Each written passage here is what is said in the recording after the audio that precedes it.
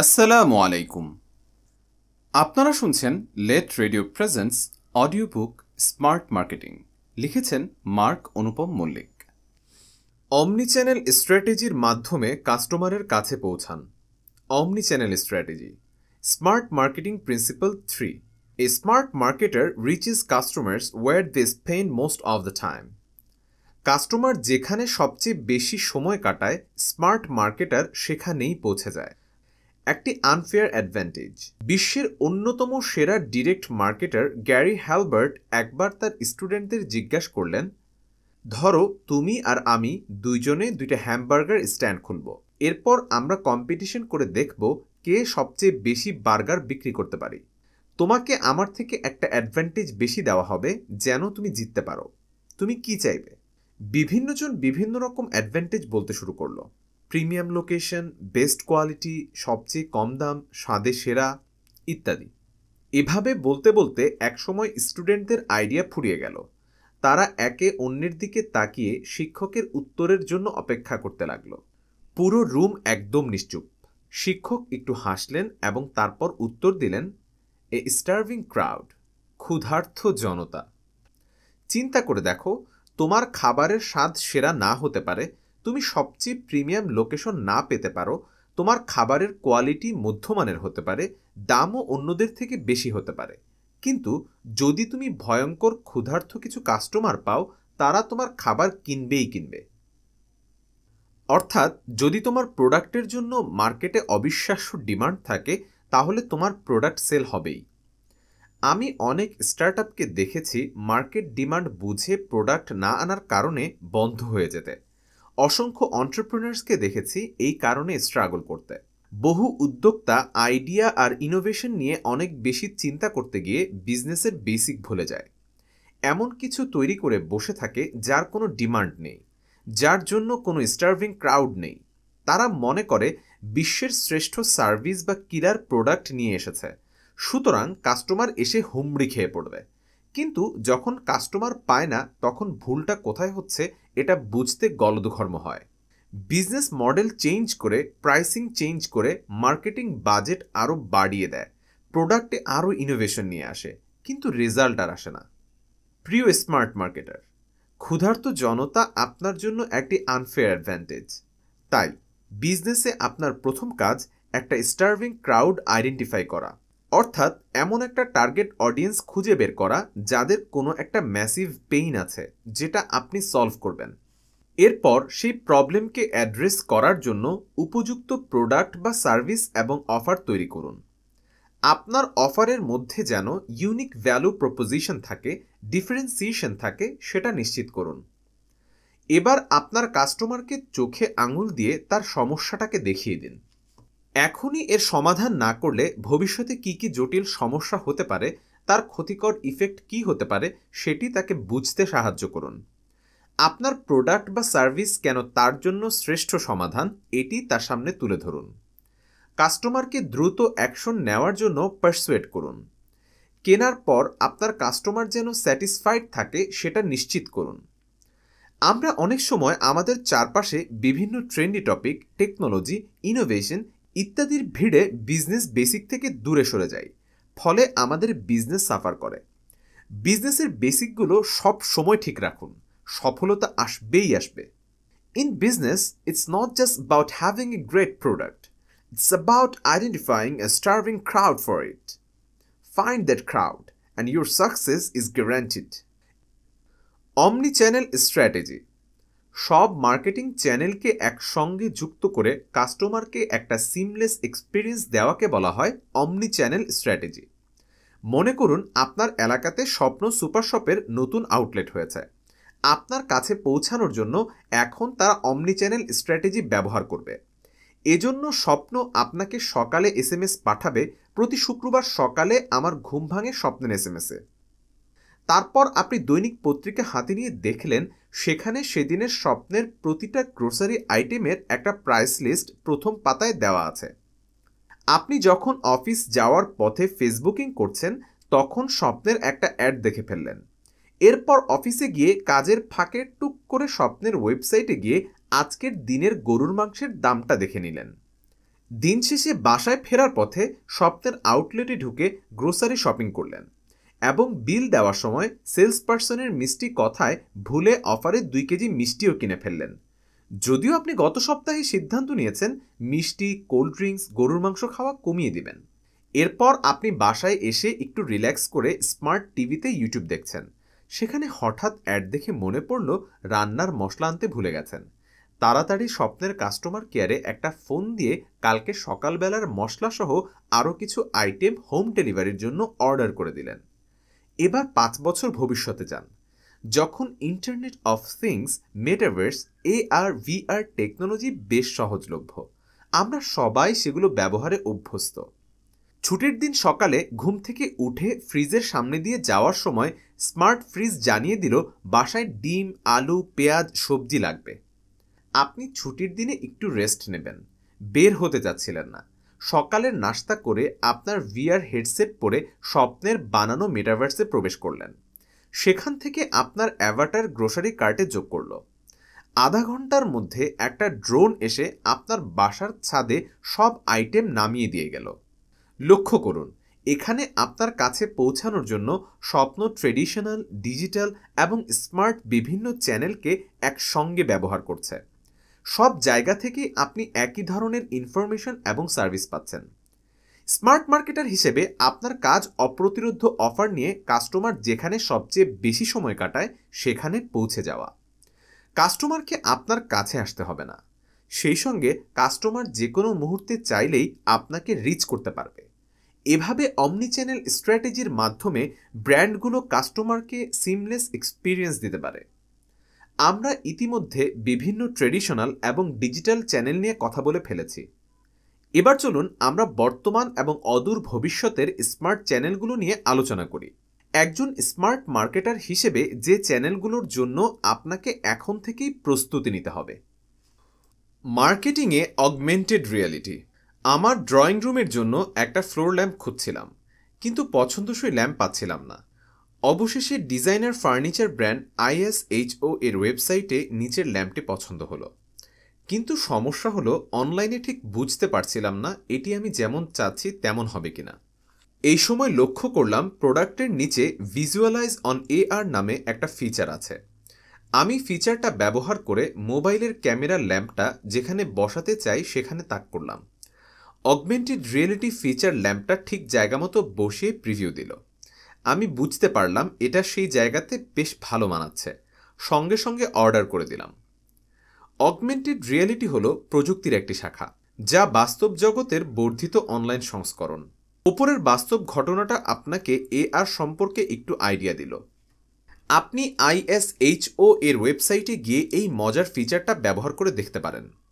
Augmented reality কি সেটি আরও ভালো করে বোঝার জন্য চলুন একটু কল্পনার রাজ্যে বিচরণ করে আসা যাক। ধরুন আপনি একটি নতুন রেস্টুরেন্টে খেতে গিয়েছেন। আপনার সামনে খাবারের মেনুটা রাখা হলো, যেখানে মেনুর ওপর খাবারের ছবি অ্যানিমেশনের মাধ্যমে ভেসে উঠছে। ফলে আপনি কোন আইটেমটি দেখতে কেমন সেটি ভিজুয়ালাইজ করতে পারছেন। কল্পনা করুন আপনি একটা সুপার স্টোরে শপিং করতে গিয়েছেন। আপনার মোবাইলটা কোনো প্রোডাক্ট বরাবর তাক করতেই সেটির দাম, পরিমাণ, উৎপাদক, ব্র্যান্ড, মেয়াদ সব কিছু আপনার ফোনের স্ক্রিনে ভেসে উঠছে। এতক্ষণ যেসব কল্পনা করলেন তার মধ্যে কিন্তু একটি ব্যাপার ছিল, তা হলো বাস্তব জগতের সঙ্গে ভার্চুয়াল জগতের সংমিশ্রণ। আর এটিই হলো অগমেন্টেড রিয়েলিটি। একসময় যা কেবল বিজ্ঞান কল্পগল্পেই সীমাবদ্ধ ছিল, আজ তা প্রযুক্তির কল্যাণে বাস্তব। আপনি বাস্তবে যা দেখবেন তার উপর কম্পিউটার নির্মিত একটি স্তর যুক্ত করে দেবে অগমেন্টেড রিয়েলিটি। আর তখন বাস্তব এবং ভার্চুয়ালের সংমিশ্রণে তৈরি হবে নতুন এক অনুভূতি, সব কিছুকে ভিন্ন দৃষ্টিকোণ থেকে দেখার অভিজ্ঞতা। মার্কেটিংয়ে অগমেন্টেড রিয়েলিটি এর ব্যবহার এখনও প্রাথমিক পর্যায়ে আছে, কিন্তু এটা অলরেডি পরীক্ষার যে AR এবং VR কাস্টমার এক্সপিরিয়েন্সকে পুরোপুরি বদলে দেবে। অগমেন্টেড রিয়েলিটির সাহায্যে কাস্টমার ঘরে বসেই ভার্চুয়ালি পোশাক, ফার্নিচার বা অন্যান্য প্রোডাক্ট ট্রাই করে দেখতে পারবে। AR কাস্টমারকে গাইড করবে কোনো স্থানের ডিরেকশন দিতে, প্রোডাক্টের ইনফরমেশন এবং পার্সোনালাইজড রেকমেন্ডেশন করতে। আইকিয়া, সেফোরা, নাইকি এর মতো বিখ্যাত ব্র্যান্ডগুলো অলরেডি এআরকে কাজে লাগিয়ে ইমার্সিভ কাস্টমার এক্সপিরিয়েন্স তৈরি করছে। বিখ্যাত ফার্নিচার রিটেইলার আইকিয়ার এআর অ্যাপের মাধ্যমে ইউজাররা কেনার আগেই দেখতে পারে নতুন ফার্নিচার তার বাসায় কেমন মানাবে। টপশপ নামক clothing retailer AR fitting room তৈরি করেছে, যেখানে আপনি এআর আয়না ব্যবহার করে ভার্চুয়ালি নতুন কাপড় ট্রায়াল দিয়ে দেখতে পারবেন। 2016 সালে ভাইরাল হওয়া AR based mobile game Pokemon go এর কথা মনে পড়ে? এই গেমটাকে অনেক প্রযুক্তি বিশেষজ্ঞ অগমেন্টেড রিয়েলিটির একটি ট্রেইলার বলে উল্লেখ করেছেন। তাদের মতে অগমেন্টেড রিয়েলিটি কেমন হতে পারে তার আভাস রয়েছে এতে। গুজব শোনা যাচ্ছে যে বড় বড় social media platform AR ad নিয়ে এক্সপেরিমেন্ট করছে। এর ফলে ডিজিটাল মার্কেটিংয়ের দুনিয়াতে একটা বৈপ্লবিক পরিবর্তন আসবে। এআর এর মাধ্যমে ব্র্যান্ডগুলো আরও অনেক এঙ্গেজিং এবং ইন্টারেক্টিভ মার্কেটিং ক্যাম্পেইন রান করতে পারবে সামনের দিনগুলোতে। আর একজন স্মার্ট মার্কেটার হিসেবে ভবিষ্যতে আপনাকেই এই ধরনের ক্যাম্পেইন ডিজাইন বা রান করতে হবে। মার্কেটিংয়ে ভার্চুয়াল রিয়েলিটি। বিগত কয়েক বছর যেসব প্রযুক্তি সাড়া ফেলেছে পৃথিবীতে, তার মধ্যে ভার্চুয়াল রিয়েলিটি ভিআর ছিল অন্যতম। ভার্চুয়াল রিয়েলিটি ব্যবহারকারীকে নিয়ে যায় সম্পূর্ণ আলাদা জগতে, যা তৈরি করা হয় কম্পিউটার সিমুলেশনের মাধ্যমে। হতে পারে এই দুনিয়া বাস্তব জগতের বিশেষ কোনো স্থানে, কিংবা হতে পারে তা কাল্পনিক জগতের জুরাসিক পৃথিবী অথবা পৃথিবীর বাইরে ভিন্ন কোনো গ্রহ। এর সঙ্গে আপনার বাস্তব অবস্থানের কোনো মিল থাকবে না। এই জগৎ তৈরি করা হয় কম্পিউটার গ্রাফিক্স, সাউন্ড এবং অন্যান্য উপাদান যোগ করে, যাতে আপনি বাস্তব জগতের মতোই স্বাদ পান। মূলত ভার্চুয়াল রিয়েলিটি আপনার মস্তিষ্ককে ধোঁকা দিয়ে আপনার ভার্চুয়াল জগতের আনন্দ নিতে সাহায্য করে।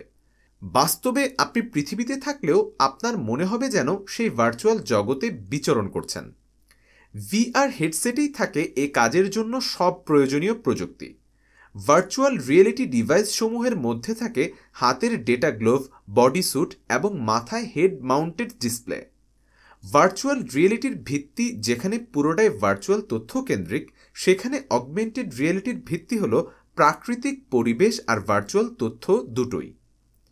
মার্কেটিংয়ে ভার্চুয়াল রিয়েলিটি ভিআর এর ব্যবহার এখনও প্রাথমিক পর্যায়ে আছে। এই প্রযুক্তি বেশ ব্যয় সাপেক্ষ বলে এটি এখনও সবার জন্য সহজলভ্য হয়নি।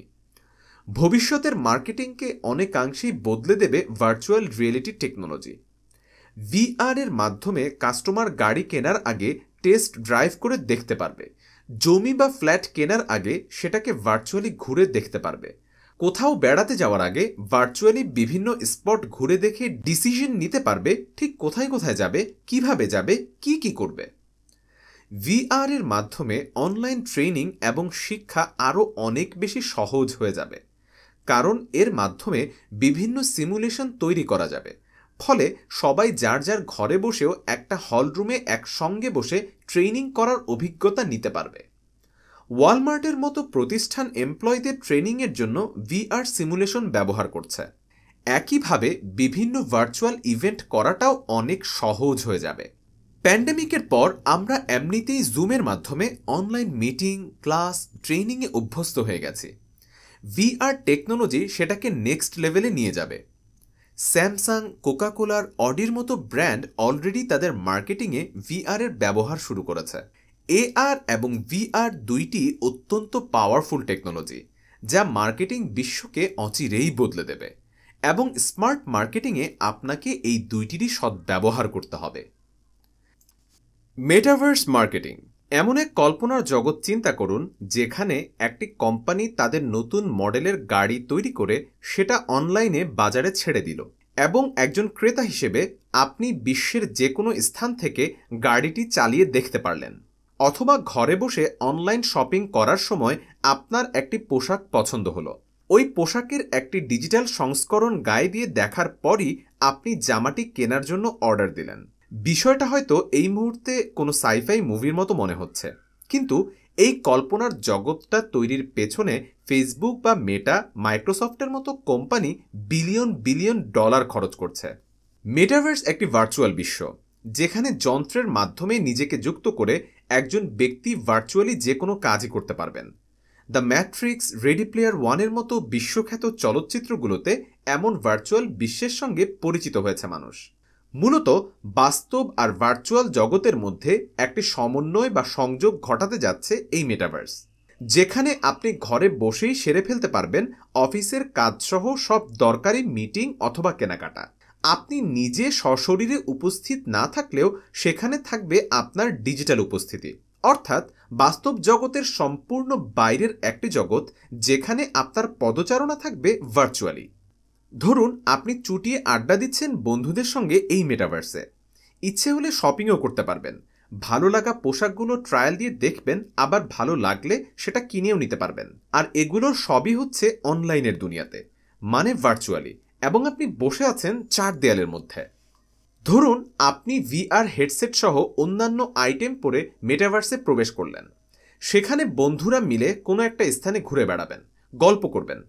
আমরা এখন যখন ফেসবুক, ইনস্টাগ্রাম, ইউটিউব ইত্যাদি বিভিন্ন সোশ্যাল মিডিয়া প্ল্যাটফর্মে ঢুকি, তখন আমরা এভাবে মেটাভার্সে প্রবেশ করব রিফ্রেশমেন্টের জন্য, পরিচিতদের আপডেট দেখতে, ভিডিও দেখতে, শপিং করতে, নিউজ পেতে, কিছু শিখতে।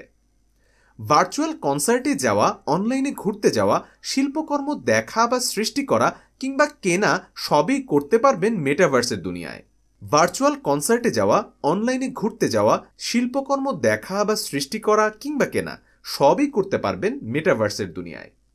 ভিআর হেডসেট, এআর চশমা, প্রযুক্তিযুক্ত রিস্টব্যান্ড, স্মার্টফোন অ্যাপ এবং আরও অনেক ডিভাইস ব্যবহারের মাধ্যমে আড্ডা, খেলাধুলা, কর্মস্থল যে কোনো জায়গায় যোগ দিতে পারবেন আপনি। মেটাভার্সের দুনিয়াতে অ্যাডভার্টাইজিংটাও অনেক বদলে যাবে। এখন যেমন আমরা সোশ্যাল মিডিয়া প্ল্যাটফর্মগুলোতে প্রবেশ করলেই বিভিন্ন অ্যাড দেখি একটু পরপর, ঠিক তেমনি মেটাভার্সে প্রবেশ করলে বিভিন্ন অ্যাড দেখতে পাবো, কিন্তু সেই অ্যাডগুলো হবে আরও বেশি ইমার্সিভ। আমরা বেশ কিছু অদূর ভবিষ্যতের মার্কেটিং মাধ্যম নিয়ে কথা বললাম। চলুন আবার ফিরে আসি বর্তমানের দুনিয়াতে। এবার আমরা বর্তমান দুনিয়ার আরেকটি ইন্টারেস্টিং মার্কেটিং অপশন নিয়ে কথা বলবো, আর সেটি হচ্ছে ইনফ্লুয়েন্সার মার্কেটিং। ইনফ্লুয়েন্সার মার্কেটিং বর্তমানের সোশ্যাল মিডিয়ার যুগে অমনি চ্যানেল স্ট্র্যাটেজিতে একটি গুরুত্বপূর্ণ পার্ট হচ্ছে ইনফ্লুয়েন্সার মার্কেটিং। কিছুদিন আগে বিশ্বের অন্যতম সেরা অ্যাডভার্টাইজিং এজেন্সি অগিলভি এর world wide chief creative officer এবং ইন্ডিয়া শাখার এক্সিকিউটিভ চেয়ারম্যান পীযূষ পান্ডের বই pandemonium, Piyush Pandey on advertising পড়ছিলাম। সেখানে তিনি সেলিব্রিটি এবং ইনফ্লুয়েন্সার মার্কেটিং নিয়ে চমৎকার কিছু কথা লিখেছেন। প্যান্ডিমোনিয়াম বই থেকে প্রাসঙ্গিক কিছুটা অংশ বাংলায় অনুবাদ করে লিখলাম। ইন্ডিয়াতে মুভি স্টার এবং ক্রিকেটারদের প্রতি একটা সুপ্রিম ফ্যাসিনেশন আছে, যার ফলে এখানের প্রতি 3টা কমার্শিয়ালের একটাতে এই 2টা ক্যাটাগরির একটা ফিচার করা হয়। যেটা আমাকে বিস্মিত করে তা হচ্ছে বহু কমার্শিয়াল যেগুলো সেলিব্রিটিদের ফিচার করে, স্পেশালি ক্রিকেটার, সেগুলো টেরিবল। এর কারণটা হচ্ছে এজেন্সি, ক্লায়েন্ট এবং ক্রিয়েটিভ মানুষজন একজন স্টারকে পাওয়ার সঙ্গে সঙ্গেই তাদের মধ্যে আলসেমি ভর করে, তারা মনে করে তাদের কাজ শেষ। আমি মুভি স্টার এবং ক্রিকেটারদের সঙ্গে কাজ করে যা শিখেছি তা হচ্ছে ঠিক উল্টো। যখন আপনি একজন বিখ্যাত পার্সোনালিটি পাবেন, তখন আপনাকে কমিউনিকেশনের প্রতিটা দিক নিয়ে 10 গুণ বেশি কাজ করতে হবে। আপনাকে মনে রাখতে হবে যে বেশিরভাগ ক্রিকেটাররা ভালো অভিনেতা না, যেরকম বেশিরভাগ অভিনেতা ভালো ক্রিকেটার না, তাই তারা ইফেক্টিভলি লাইন্স ডেলিভারি করতে পারে না। বেশিরভাগ সেলিব্রিটির জন্য একটা ক্যাম্পেইনে কাজ করা সিম্পলি একটা ট্রানজ্যাকশন। তারা নির্দিষ্ট কিছুটা সময় দেবে, পারফর্ম করবে, চলে যাবে। যদি আপনি তার কাছ থেকে বেস্ট আউটপুট আনতে চান, তাহলে আপনাকে অসাধারণ একটা স্ক্রিপ্ট তৈরি করতে হবে এবং তাকে এই ক্যাম্পেইনের ব্যাপারে এক্সাইটেড করতে হবে। আমার কাছে পীযূষ পান্ডের কথাগুলো অত্যন্ত গুরুত্বপূর্ণ মনে হয়েছে এবং বাংলাদেশে অনেক সেলিব্রিটির অ্যাডেই এই গ্যাপটা দেখতে পেয়েছি। অনেক সময় ব্র্যান্ড বা এজেন্সি বড় কোনো স্টারকে অনবোর্ড করতে পারলেই মনে করে শুধু ফেস ভ্যালু দিয়ে কাজ হয়ে যাবে। যে পরিমাণ অর্থ, সময়, ইফোর্ট তারা একজন স্টারকে পেতে ব্যয় করে, তার সিকি ভাগ তারা একটা ওয়েল ক্রাফটেড ক্যাম্পেইন ডিজাইন করতে, কপি লিখতে, স্ক্রিপ্ট লিখতে ব্যয় করে না। ক্যাম্পেইন ফাটিয়ে দেওয়ার কাজটা করতে হবে এজেন্সিকে, ব্র্যান্ডগুলোকে।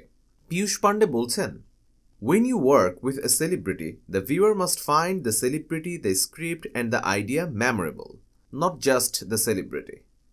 আর সেই সঙ্গে সেলিব্রিটির ম্যানেজার এবং নিজস্ব টিমকে নিশ্চিত করতে হবে তার ব্র্যান্ড ভ্যালুটা যেন ক্ষতিগ্রস্ত না হয়। শর্ট টাইমে কিছু কুইক মানি কামাতে গিয়ে বিতর্কিত কোম্পানির সঙ্গে জড়িয়ে যেন বহুদিনের গড়ে তোলা পার্সোনাল ব্র্যান্ডটা মুখ থুবড়ে না পড়ে। আমাদের দেশে অনেক রিসোর্সই লিমিটেড, সেলিব্রিটিও সংখ্যায় লিমিটেড।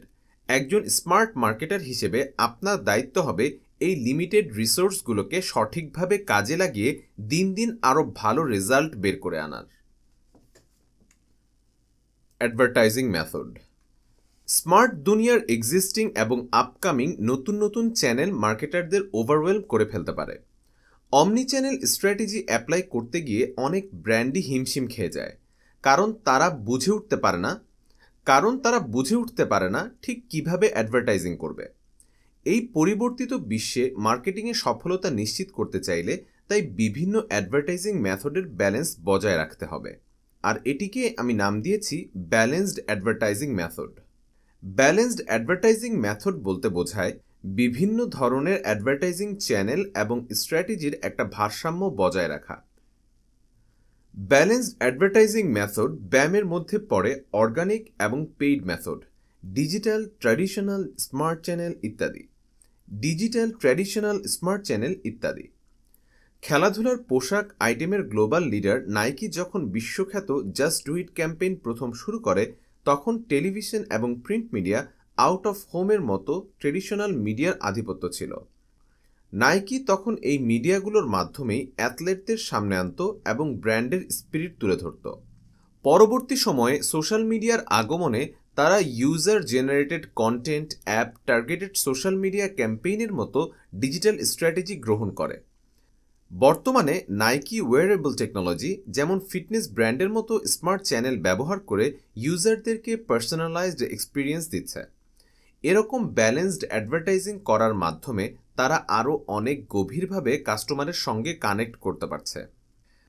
আপনাকেও আপনার জন্য উপযুক্ত চ্যানেলগুলোতে এভাবে ব্যালেন্সড অ্যাডভার্টাইজিং করতে হবে, অর্থাৎ প্রয়োজন অনুযায়ী বিভিন্ন চ্যানেলে বাজেট অ্যালোকেশন করতে হবে এবং ভারসাম্য বজায় রাখতে হবে। এতক্ষণ আমরা অমনি চ্যানেল স্ট্র্যাটেজির বিভিন্ন দিক নিয়ে আলোচনা করলাম, অদূর ভবিষ্যতের স্মার্ট মার্কেটিং চ্যানেলগুলোও দেখলাম।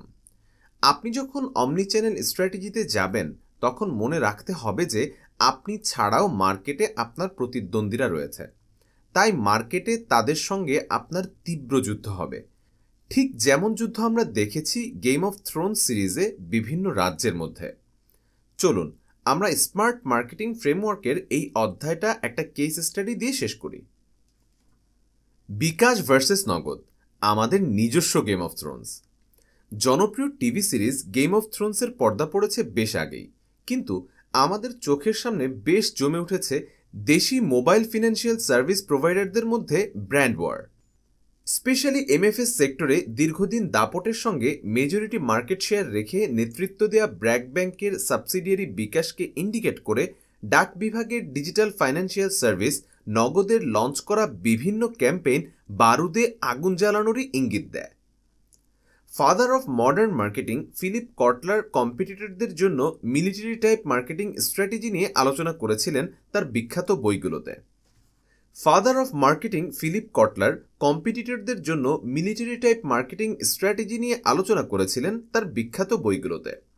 এই কেস স্টাডিতে আমরা ফিলিপ কটলারের সেই মিলিটারি টার্মগুলো ব্যবহার করে দেখব কিভাবে মার্কেট লিডারকে চ্যালেঞ্জ করা যেতে পারে, কি কি স্ট্র্যাটেজি নিয়ে লিডার তার সিংহাসন ধরে রাখার চেষ্টা করবে।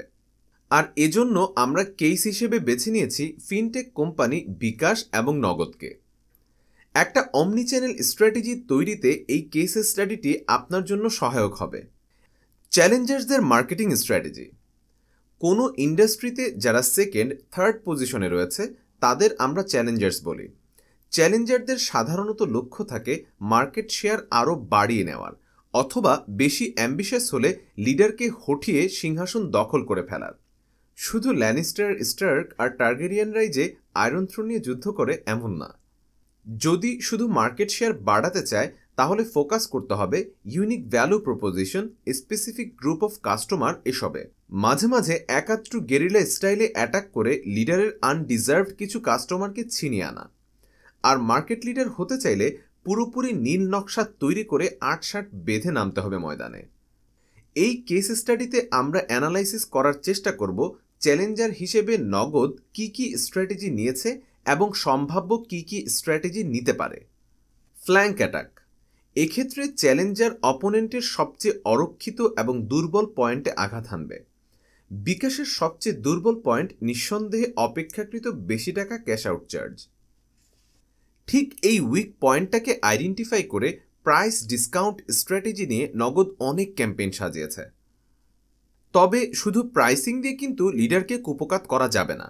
যেমন ক্যাশ আউট চার্জ আমার জন্য মুখ্য কোনো ফ্যাক্টর না, কারণ আমি কিছু কিছু জায়গায় ক্রেডিট কার্ডের বদলে বিকাশ ব্যবহার করি, cause it's easy, simple and reliable. আমি সম্ভবত বিকাশ বা নগদের আইডিয়াল কাস্টমারদের মধ্যে পড়ি না। একজন এক্সিস্টিং এবং স্যাটিসফাইড ইউজারকে সুইচ করানো খুবই কঠিন একটা কাজ। Guerrilla attack. গেরিলা অ্যাটাক আমরা সবাই খুব ভালো করে চিনি, যেহেতু আমাদের মাতৃভূমি স্বাধীন হয়েছে ৯ মাসের গেরিলা যুদ্ধের মাধ্যমেই। এক্ষেত্রে অপ্রস্তুত প্রতিপক্ষের বিভিন্ন টেরিটরিতে আচমকা মেজর অ্যাটাক করেই দ্রুত সরে যেতে হবে। বিকাশ কাস্টমার অ্যাকুইজিশন করার জন্য একসময় প্রচুর ডিসকাউন্ট দিয়েছে। আমি ব্যক্তিগতভাবে অনেক বছর বিকাশ ইনস্টল করিনি, কিন্তু যখন পাঠাওতে বিকাশ পেমেন্টে আপ টু 50% ডিসকাউন্ট দেওয়া হলো তখন আর না করে পারিনি। নগদকে চিন্তা করতে হবে কিভাবে এরকম স্পেসিফিক অফারে যাওয়া যায় যেন বিকাশের ইউজারও অ্যাটলিস্ট অফার পাওয়ার জন্য নগদ ইনস্টল করে। তবে ইনস্টল করলেই কিন্তু কাজ শেষ হবে না, তারপর কন্টিনিউয়াসলি রিটেনশন টেকনিক ব্যবহার করে ইউজারকে ধরে রাখতে হবে এবং ইভেনচুয়ালি সুইচ করানোর চেষ্টা করতে হবে। চ্যালেঞ্জার যে শুধু মার্কেট লিডার হওয়ার জন্য ফাইট করে তা কিন্তু না। প্রাথমিকভাবে কাস্টমার অ্যাকুইজিশন করা, শেয়ার বাড়ানোটাও কিন্তু শর্ট টার্ম গোল হতে পারে। রেন্টেকার সার্ভিস অ্যাভিস মার্কেটে সেকেন্ড পজিশনে ছিল। তারা তাই কাস্টমারকে এভাবে আশ্বস্ত করত, Avis is only number 2 in rent a cars, so we try harder.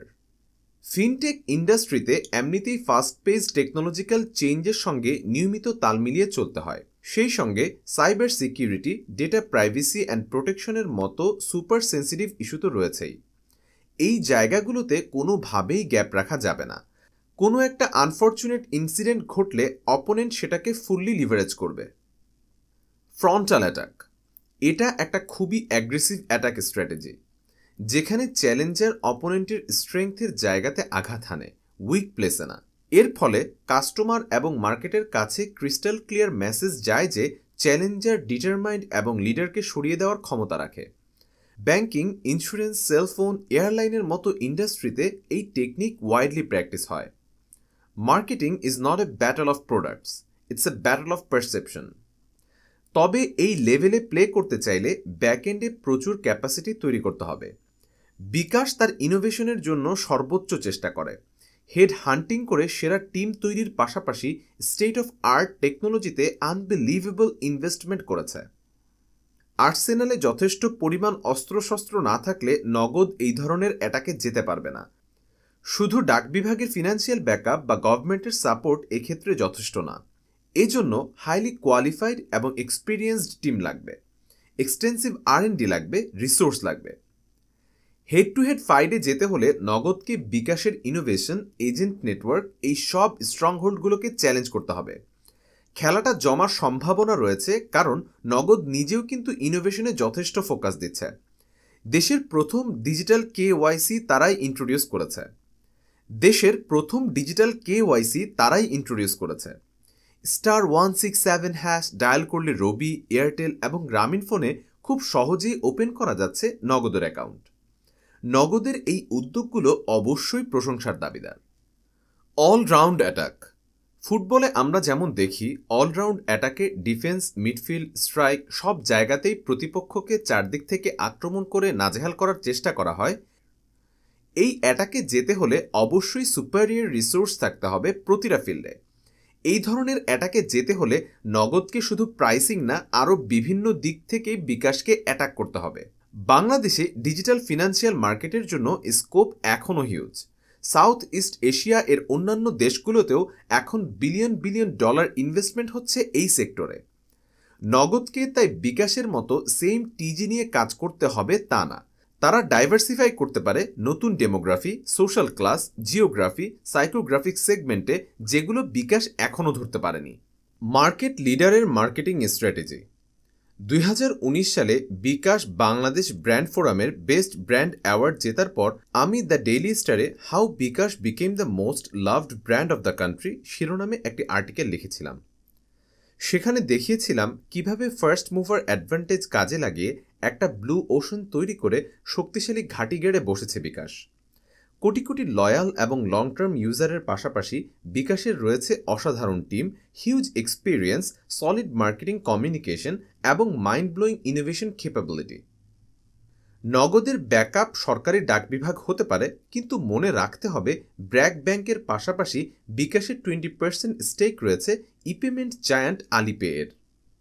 Global corporate super power Alibaba এর এই ফাইন্যান্সিয়াল আর্মের প্রসেস, স্ট্র্যাটেজি, ইনোভেশন সবকিছুই বিকাশের হাতের নাগালে। সুতরাং বিকাশের মনোভাবটা এই মুহূর্তে বিনা যুদ্ধে নাহি দিব সূচগ্র মেদিনী। চলুন দেখি এই ম্যাসিভ অ্যাডভান্টেজগুলো নিয়ে বিকাশ কিভাবে মার্কেটে তার শ্রেষ্ঠত্ব ধরে রাখার চেষ্টা করবে। Number 1, defending or maintaining current market share. এই স্ট্র্যাটেজি যেই থিম এর উপর বেসড সেটা হচ্ছে customer retention is more profitable than customer creation. Market লিডারকে সবসময় খুব সতর্ক থাকতে হয় কোনো অবস্থাতেই যেন কারেন্ট মার্কেট বিপন্ন না হয়।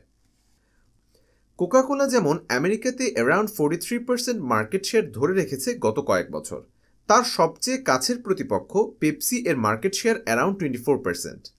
লিডার হিসেবে বিকাশকেও সম্ভাব্য সবকিছুই করতে হবে মার্কেট শেয়ার ডিফেন্ড করার জন্য। এর মধ্যে ব্লকচেইন টাইপের লেটেস্ট টেকনোলজির অ্যাডাপ্টেশন, এজেন্ট এবং কাস্টমারদের বেটার সার্ভিস, কম্পিটিটিভ অ্যাডভান্টেজ কাজে লাগিয়ে কস্ট কাটিং খুবই গুরুত্বপূর্ণ। The most powerful concept in marketing is owning a world in the prospects mind. যে কোনো ব্র্যান্ডকে কনজিউমারের মাইন্ডে একটা স্পেসিফিক ওয়ার্ডকে ওন করতে হবে। উদাহরণ, Volvo equal to safety, Cadillac equal to luxury, Google equal to search, Rolex equal to expensive watch. BKash যে ওয়ার্ডটিকে তার কাস্টমারের মাথায় ঢুকিয়ে দিয়েছে সেটি হচ্ছে সিম্পল। এই কনসেপ্টটাকেই তারা সামনের দিনগুলোতেও অনায়াসে প্রমোট করে যেতে পারবে। চলুন এবার দেখি বিকাশ কি কি ধরনের মিলিটারি ডিফেন্স স্ট্র্যাটেজি গ্রহণ করতে পারে। Position defence. এখন পর্যন্ত বিকাশকে সবচেয়ে বেশি টার্গেটেড অ্যাটাক করা হচ্ছে ক্যাশ আউটের চার্জ নিয়ে। বিকাশের পরিপ্রেক্ষিতে সরকারি পর্যায়ে চেষ্টা চালিয়েছে সব এমএফএস-এর জন্য একটা কমন রেট বেঁধে দিতে, কিন্তু তাদের জানানো হয়েছে চার্জ কে কত রাখবে এটা কোম্পানির নিজস্ব ডিসিশন। বিকাশ তার অতিরিক্ত চার্জ কেন কমাচ্ছে না এটা আমার কাছে এখনও পুরোপুরি ক্লিয়ার না, তবে ধারণা করতে পারি এত বছর ধরে মার্কেট তৈরি করা, হাইলি ইনটিউটিভ প্রোডাক্ট ডিজাইন করা, এসবে তাদের অলরেডি অনেক ইনভেস্টমেন্ট হয়ে গেছে। তাছাড়া চার্জ কমালে এজেন্টদের কমিশনও কমে যাবে, ফলে তারা বিদ্রোহ করে বসতে পারে।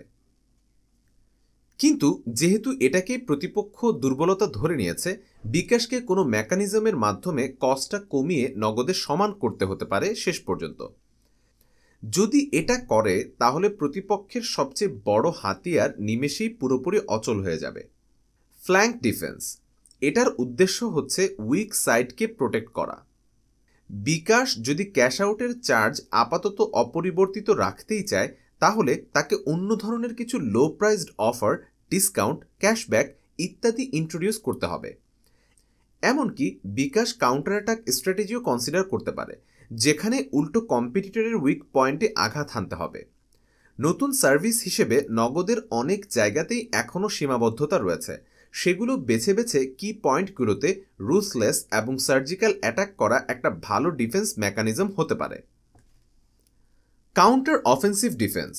এক্ষেত্রে প্রতিপক্ষের আক্রমণের বিরুদ্ধে পাল্টা আক্রমণ করতে হবে। একটা উপায় হতে পারে হঠাৎ করে চার্জ নগদের থেকেও কমিয়ে আনা, তবে সেটা খুবই চ্যালেঞ্জিং হবে এবং ইফেক্টিভ না হওয়ার সম্ভাবনাই বেশি।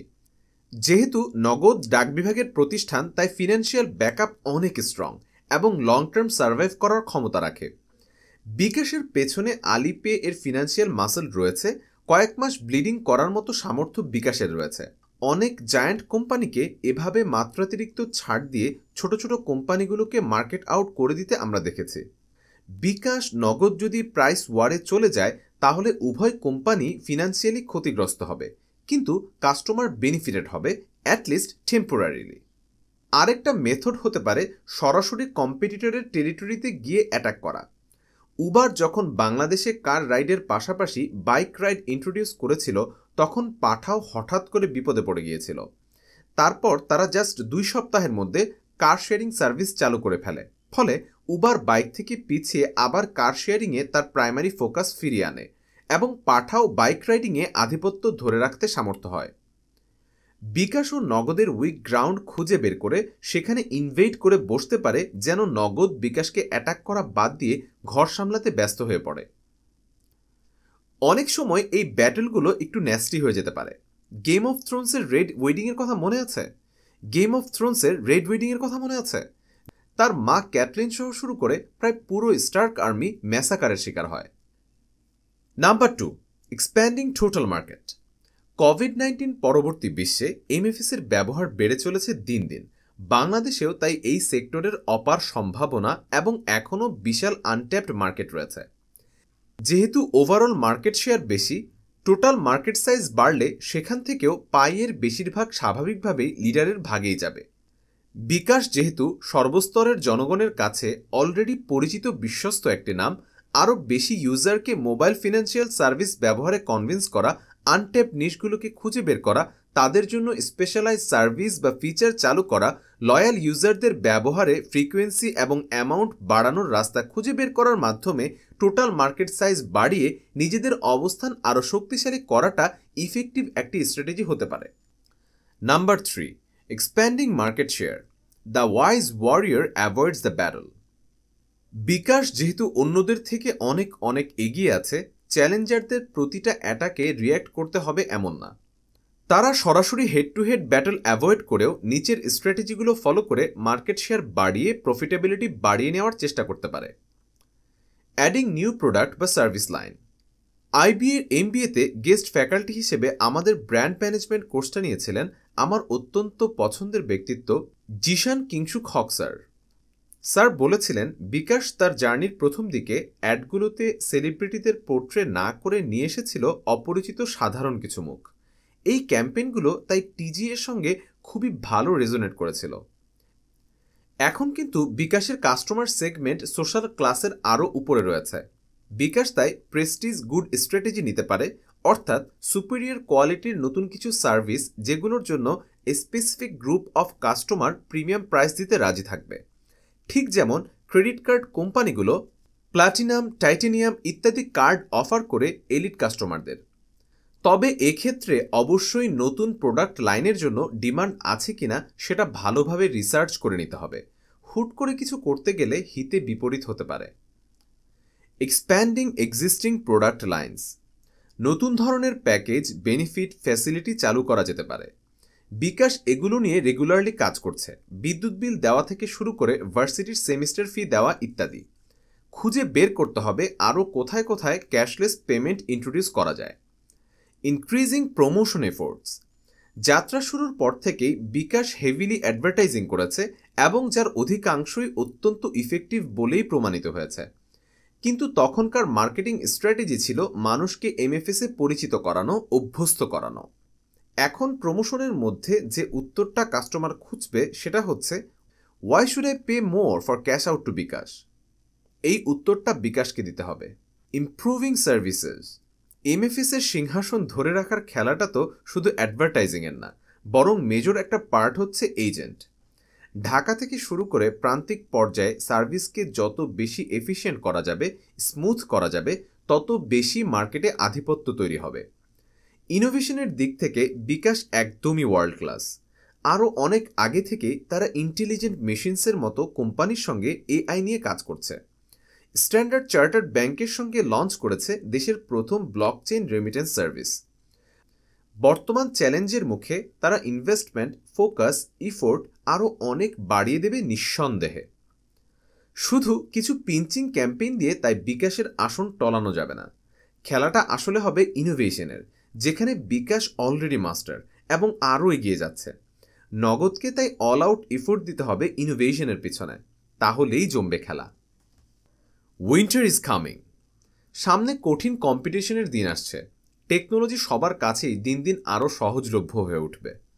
আপনি যখন অমনিচ্যানেল স্ট্র্যাটেজিতে যাবেন, তখন মনে রাখতে হবে যে আপনি ছাড়াও মার্কেটে আপনার প্রতিদ্বন্দ্বীরা রয়েছে। তাই মার্কেটে তাদের সঙ্গে আপনার তীব্র যুদ্ধ হবে। তখন আর যুদ্ধটা শুধু অস্ত্র তথা টুলস দিয়ে হবে না। স্মার্ট মার্কেটিংয়ের দুনিয়াতে প্রতিপক্ষের সঙ্গে যুদ্ধে জয় করার প্রধান অস্ত্র হল স্টোরি টেলিং। পরবর্তী চ্যাপ্টারে তাই আমাদের আলোচনা স্মার্ট মার্কেটিং ফ্রেমওয়ার্কের চতুর্থ ধাপ, story driven marketing. Smart action point. আপনার প্রোডাক্ট বা সার্ভিসের জন্য ক্ষুধার্ত জনতা খুঁজে বের করুন। তাদের ব্যবহৃত ট্রেডিশনাল, ডিজিটাল এবং স্মার্ট মার্কেটিং চ্যানেলগুলো আইডেন্টিফাই করুন। কাস্টমার কোথায় সবচেয়ে বেশি সময় কাটায় সেটি খুঁজে বের করুন। চ্যানেলগুলো ঘিরে একটি ফুল ফ্লেজড অমনিচ্যানেল স্ট্র্যাটেজি তৈরি করুন। বিভিন্ন ট্র্যাডিশনাল এবং ডিজিটাল চ্যানেলের পাশাপাশি স্মার্ট মার্কেটিং চ্যানেলে আপনার সরব উপস্থিতি নিশ্চিত করুন।